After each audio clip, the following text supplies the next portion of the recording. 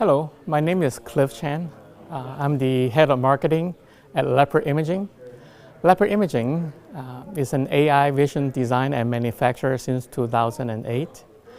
We've been a long-term user of Lattice FPGA solutions, as well as a developer and partners. I have this high-end machine vision camera based on the 26 megapixels BSI global shutter sensors, and it's using Lattice FPGAs to convert SLVS-EC signals into MIPI and connect to the back-end systems for general users as well as machine vision users.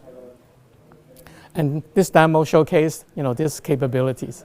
This is the second demo. It's a 10 gigabit Ethernet demo that called Holoscan.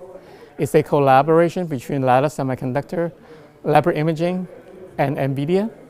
So this is paving the future of 10 gig Ethernet camera solutions.